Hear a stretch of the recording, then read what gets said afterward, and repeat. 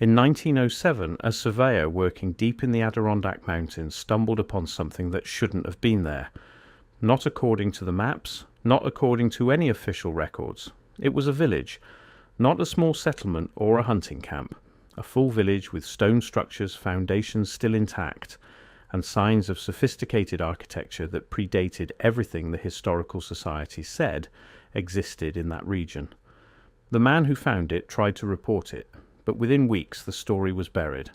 By 1909, the village itself was deliberately destroyed, burned down, erased from the landscape like someone had gone back and corrected a mistake in history itself. What was in that village? Who ordered its destruction? And why has almost nobody heard about it? By the summer of 1899, the Adirondack Mountains were becoming more accessible. Wealthy industrialists from New York City and Boston were building grand estates in the foothills. Railroads were expanding into previously isolated regions. Surveyors were being dispatched to map territories for development and resource extraction. The wilderness was being tamed, catalogued, and integrated into the modern nation-state. That is when things started to go wrong. Or maybe right, depending on who you ask. A surveyor named Matthias Hawkins was hired to map the western slopes of the Adirondack Range. His job was routine work: mark the elevation changes, note the water sources and natural features, identify any existing structures that might complicate future development or land purchases. It was careful, methodical work that Hawkins had done for 15 years across 3 states. What he found in a remote valley did not match any official description in the state records. Nothing in the surveying office files had mentioned it. No cartographer had documented it. No historical society had recorded its existence. The first structure he encountered was made of fitted stone, not randomly stacked, not loosely piled, fitted together with a precision that spoke of knowledge and planning. The kind of masonry work that requires specific tools, mathematical understanding, and considerable labour. The walls were still standing after what looked like decades of abandonment. The stones were perfectly aligned, no mortar between them. That detail would become important later, because mortared stone walls would have crumbled faster in the mountain weather. Fitted stones meant this building had been constructed with sophisticated understanding of structural engineering and weather resistance. As Hawkins surveyed deeper into the valley, he found more structures. At least 6 major buildings arranged in what appeared to be a planned layout rather than random placement. There were foundations indicating residential buildings of varying sizes. I have to pause here for a second, because what I just described, that is one case from a much larger pattern. There are 35 documented cases in a document I put together. Different cities, different decades, different types of evidence. Every single one follows the same sequence: discovered, documented, acquired, disappeared. I could not fit all of it into a video. It's in the pinned comment below. Find it before we continue. A larger circular structure that could have been a gathering hall or central market. Remnants of what looked like irrigation channels or water management systems, and something that resembled a tower or observation point positioned at the highest elevation in the valley, commanding views of the surrounding terrain. The placement suggested strategic thinking about defense and communication. The architecture did not match anything documented in the early colonial period. It was not indigenous in style. It was not typical European settlement architecture from the 1700s. The building methods were different. The scale was larger and more organized. The precision was far superior. This looked like something much older. Something that suggested a level of civilization and engineering that should not have existed in that remote location, according to everything in the official historical record. Hawkins made the mistake of being a dedicated and thorough surveyor. He documented everything with meticulous detail. He sketched the buildings from multiple angles. He measured the structures with his surveying instruments. He collected samples of the stone and examined the masonry techniques. He noted the cardinal directions the buildings faced. He recorded his observations about the architecture and construction methods. He created detailed drawings showing the layout of the entire settlement. And he carefully brought all his findings back to the surveying office in Albany. What happened next is where the official story starts to collapse into silence and contradiction. Hawkins presented his preliminary report to the surveying office. The response was immediate and highly unusual for a routine survey. He was told to stop his fieldwork immediately. He was told his preliminary data was restricted and classified. He was instructed not to discuss his findings with anyone outside the official surveying organization. He was reminded that his employment was conditional on maintaining confidentiality regarding state property. Within weeks, a new team was dispatched to the valley, not surveyors this time. They were described in sparse records as an official inquiry team with authority from the state. When Hawkins tried to follow up on his discoveries a few months later, attempting to complete his survey work, he was told the inquiry had found his measurements were inaccurate and his interpretations were wrong. The structures he identified were natural rock formations caused by glacial activity and erosion. His sketches were mistaken interpretations of geology rather than actual architecture. The spacing between stones he thought was intentional design was actually random natural fracturing. The official position became that Hawkins had fundamentally misidentified geological features as man-made structures. His credibility as a surveyor was quietly questioned. His technical abilities were deemed questionable. His report was shelved and removed from the General Surveying Archive. His physical samples disappeared from the official record. But the village was still there, physical and undeniable, and someone in state government knew exactly what was there. Because by 1907, almost a decade later, another surveyor named Edmund Rourke was working in the same remote region. Before I go further, that document in the pinned comment. If you have not found it yet, go there now, because everything I cover in these videos is one piece of a pattern that only becomes visible when you see all 35 cases together. The document shows you the full pattern. What I can show you here is the surface. What is down there is everything underneath it. Pinned comment, now, then come back, doing work for a timber company interested in that valley. Rourke had no knowledge of Hawkins' discovery because it had been buried so thoroughly that it never circulated through surveying communities or professional networks. But when Rourke surveyed the western slopes, he found the same thing.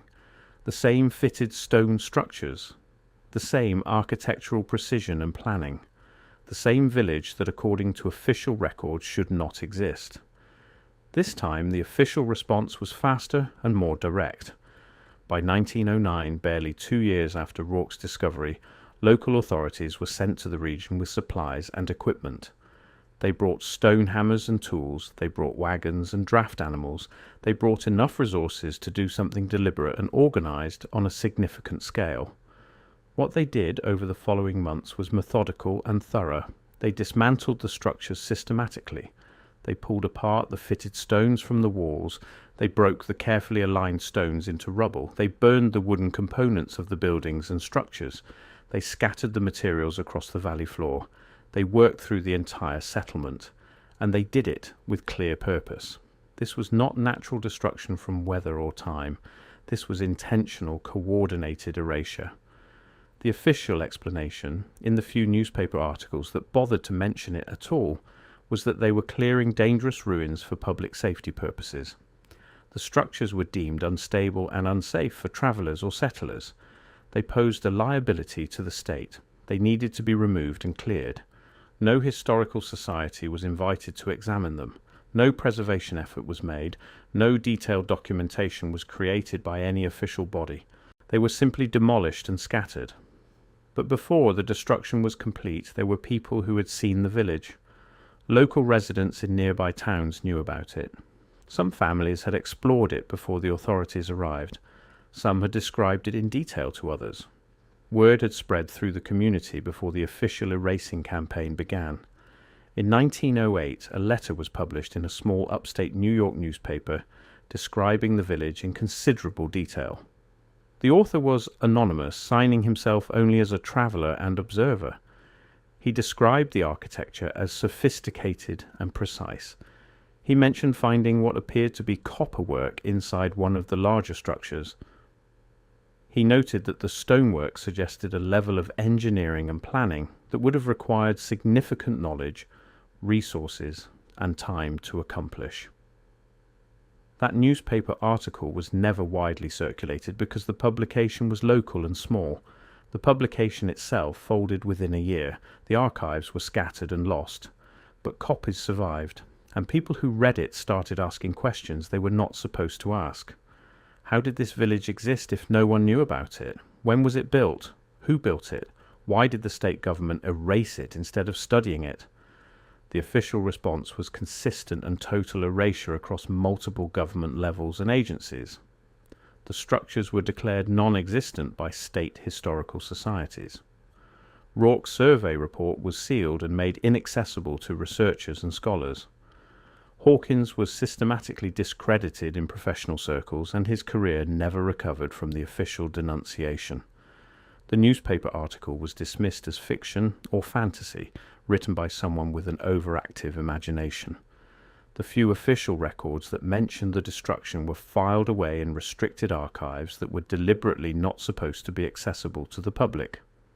By 1910, the official position was fixed and final in all government records.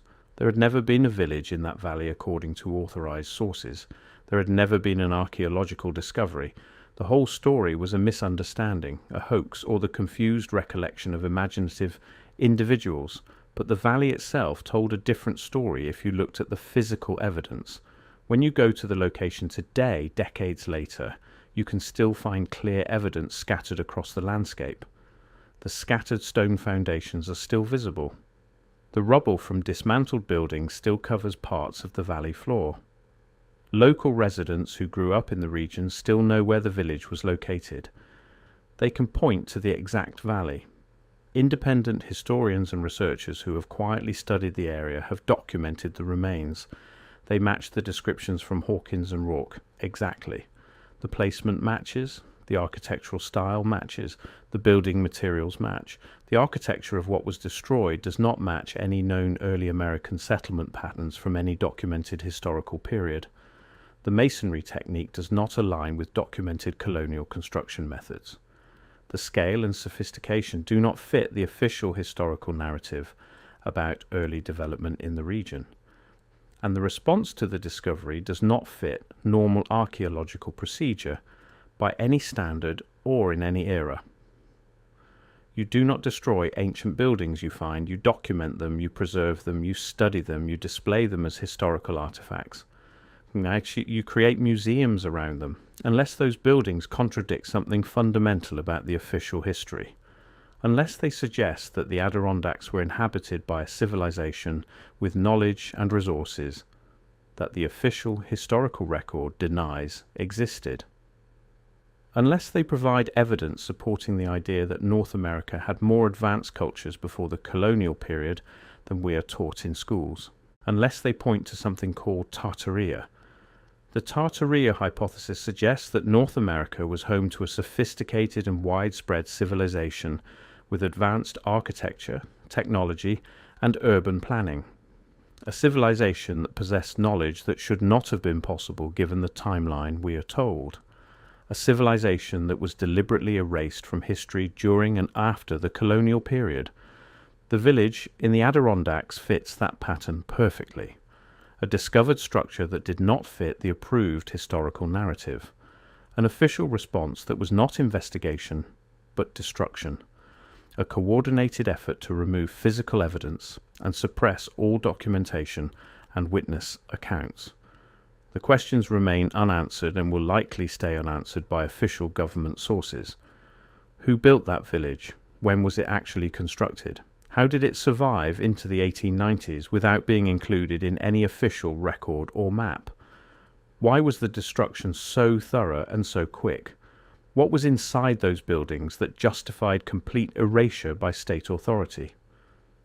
How many other villages and structures have been destroyed under the same cover of ignorance and official denial? The Adirondack Village from 1907 is just one example among many.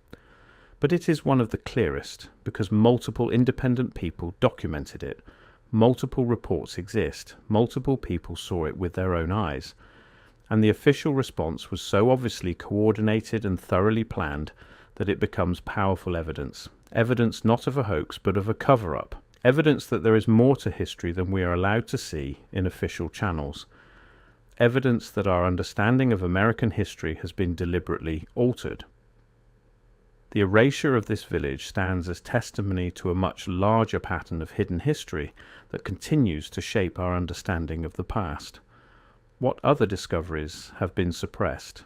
What other civilizations have been erased from memory? What truths have been buried beneath official denials and governmental silence? The Adirondack village is not an anomaly. It is a window into how history itself can be weaponized and rewritten. The burning of that village was the deliberate erasure of evidence. It was the elimination of proof that contradicted the official narrative. The systematic suppression of Hawkins, Rourke, and the newspaper writer stands as a stark reminder of what happens to those who discover uncomfortable truths.